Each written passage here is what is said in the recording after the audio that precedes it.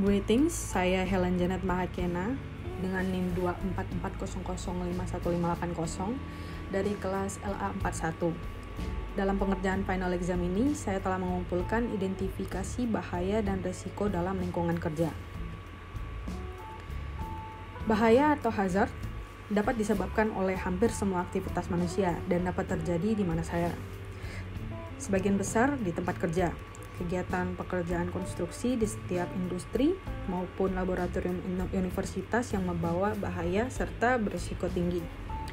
Beberapa faktor yang sering menimbulkan bahaya seperti kecerobohan, prosedur yang tidak jelas, atau kurangnya pengawasan.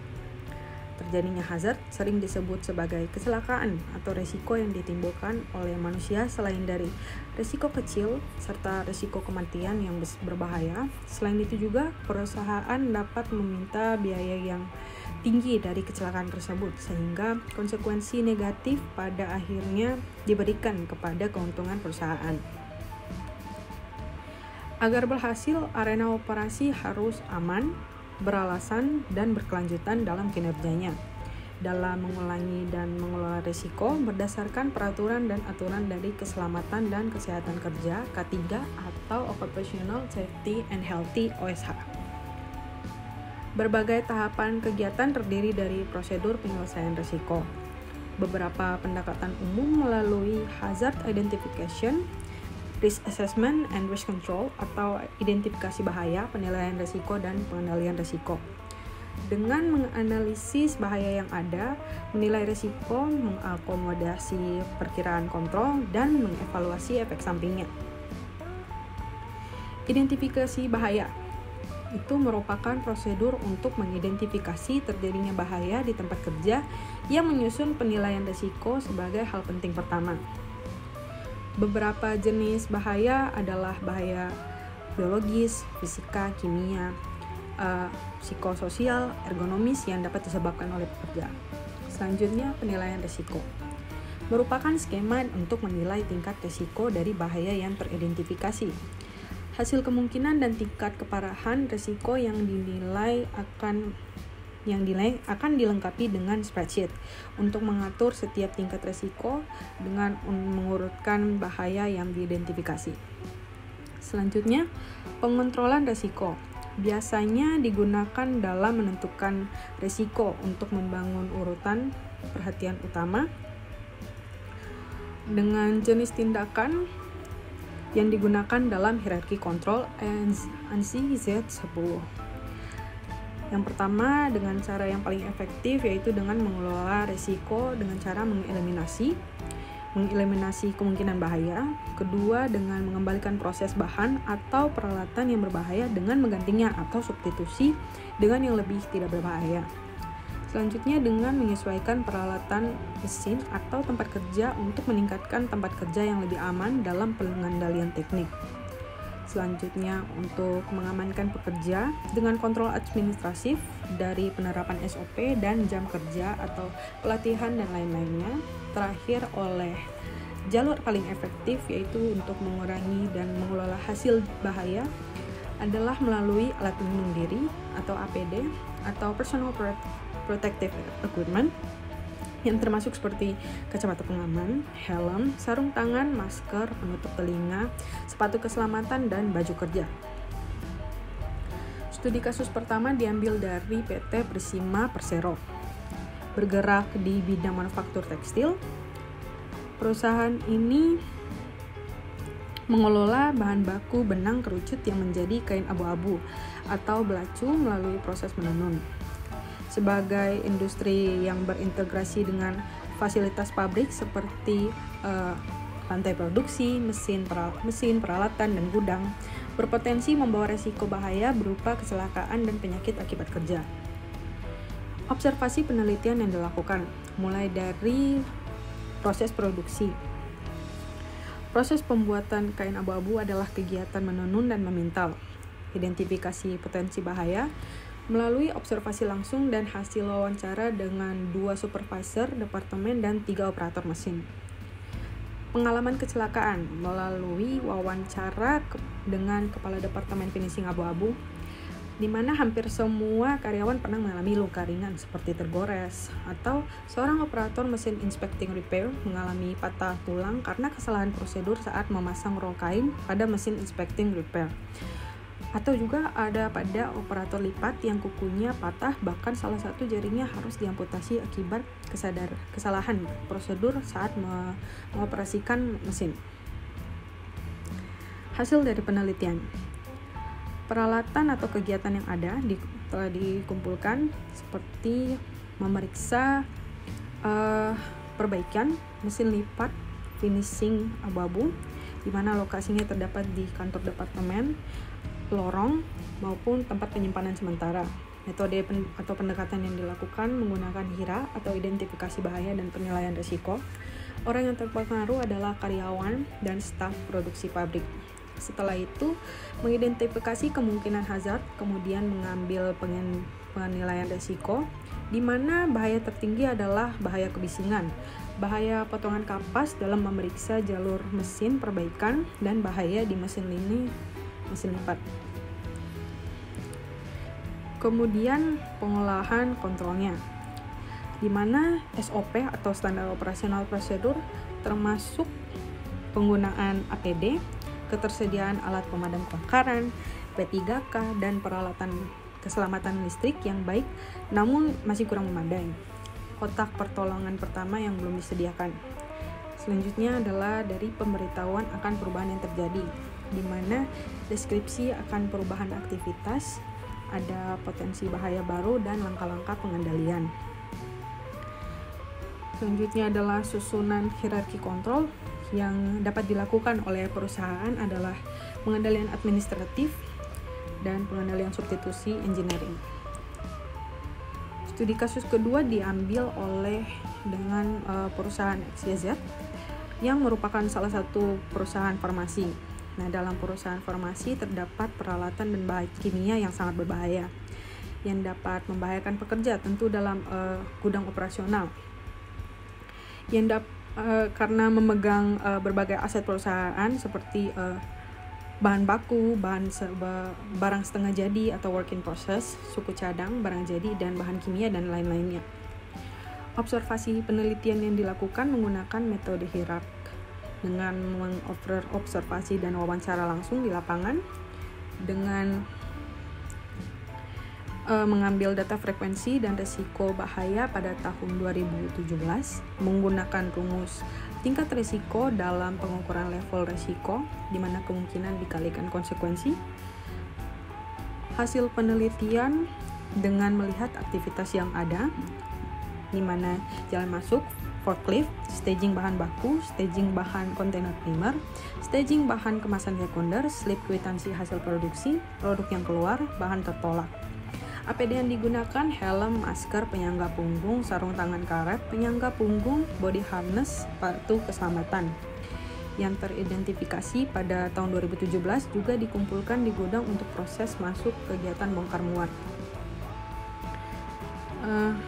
Dengan total sebanyak 104 hazard bahaya diidentifikasikan pada tahun 2017.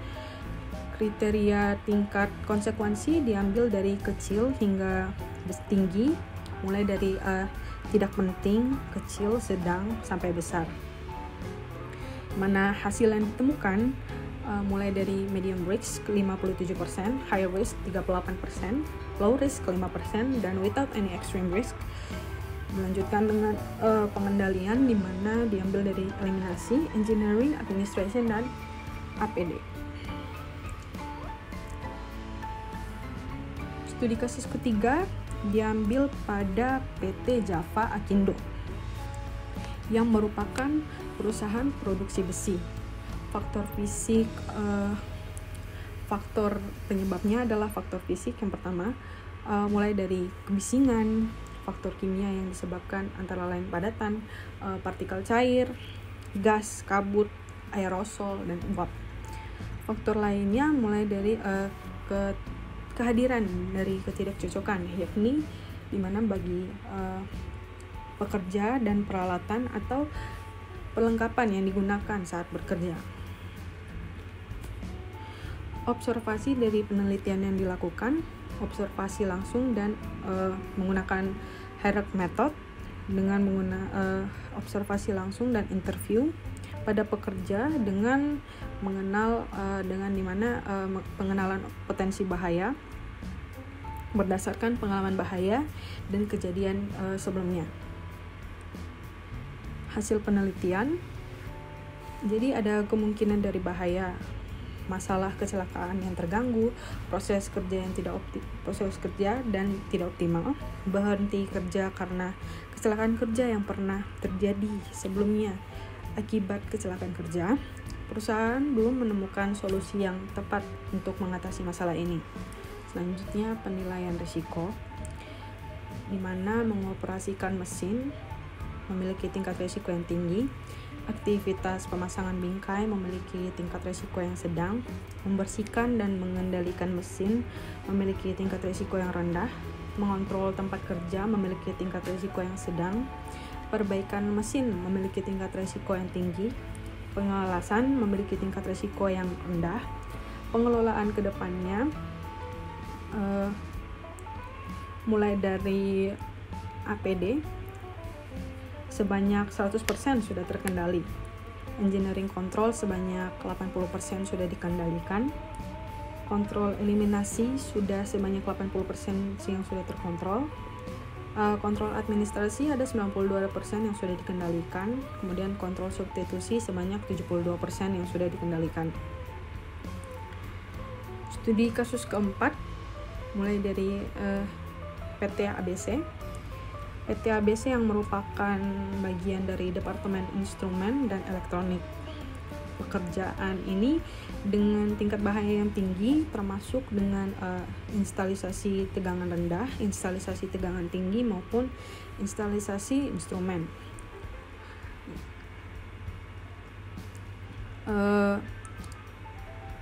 Menggunakan observasi ini menggunakan hierarch method dan juga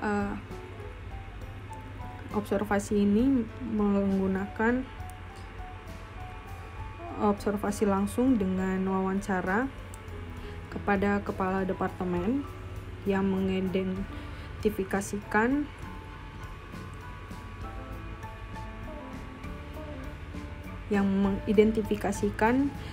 dengan observasi serta wawancara dan kuesioner. Untuk penilaian risk menggunakan standar Australia License atau New Zealand dengan penerapan menggunakan ranking likelihood. Hasil penelitiannya, identifikasi yang didapatkan merupakan 15 potensi dari 9 kegiatan, 2 kemungkinan bahaya dengan tingkat risiko rendah, 8 kemungkinan bahaya dengan tingkat risiko sedang, 2 kemungkinan bahaya dengan tingkat risiko yang tinggi. Tingkat risiko tinggi ini terdapat pada pemasangan gardu induk dan instalisasi jaringan transmisi. Selanjutnya pada pengendalian risiko. Pengendalian risiko ini diambil dari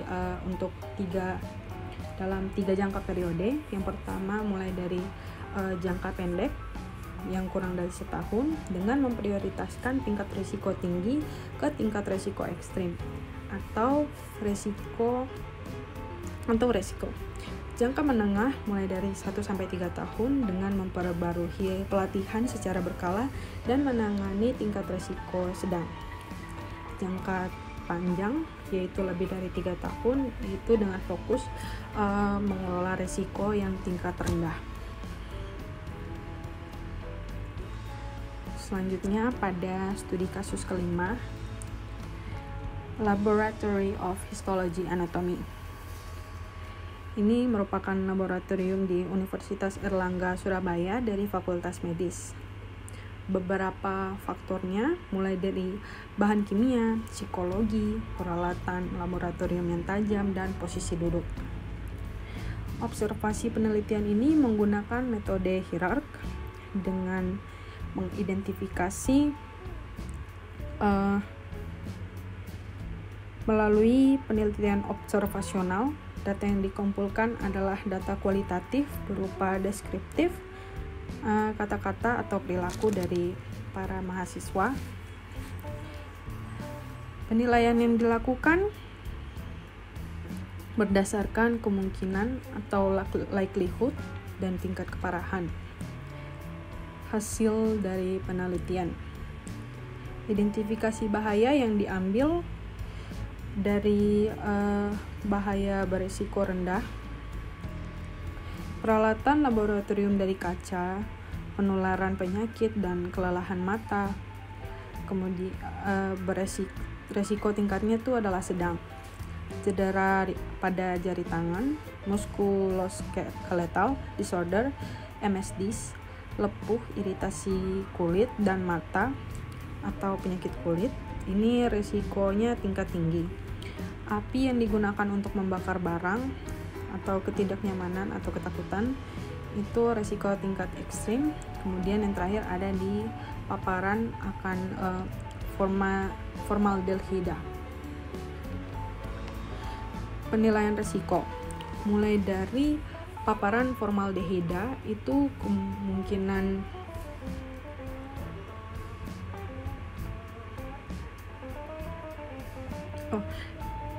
kemungkinan bahaya dalam proses penanganan formaldehida. Pekerja laboratorium tidak memakai APD dengan benar. Mayat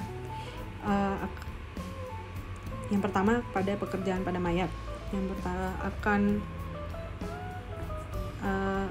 akan mengalami mimpi buruk dan stres karena bekerja dengan mayat. Tidak ada tempat di dekat alat pemadam kebakaran.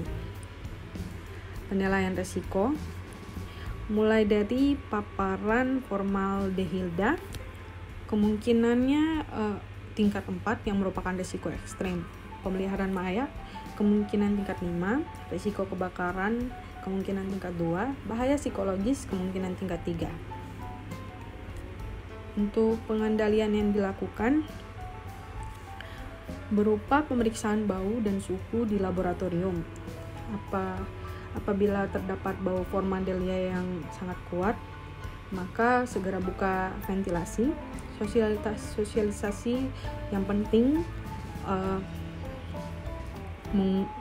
terkait menggunakan pemakaiannya alat pelindung diri atau APD, dan juga menyediakan alat pemadam kebakaran dimanapun semua berada. Rekomendasi penerapan HIRARC. Metode HIRARC dalam pengidentifikasian bahaya serta penilaian risiko dan bahaya dari penilaian bahaya dari menganalisis cara penanganannya merupakan penanganan yang tepat.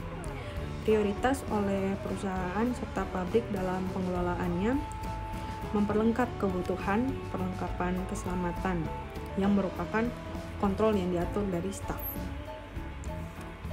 Kontrol akan risiko dari bahaya akan kembali lagi ke masing-masing pekerja dalam keteguhan dan perhatian penuhnya pada APD, terutama dalam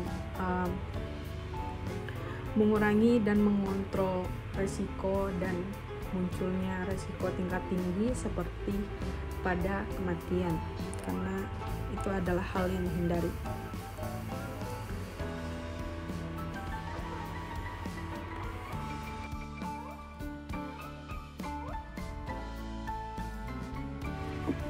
Sekian dari saya tentang identifikasi bahaya dan risiko dalam lingkungan kerja. Mohon maaf atas kesalahan kata maupun fakta yang masih kurang. Terima kasih.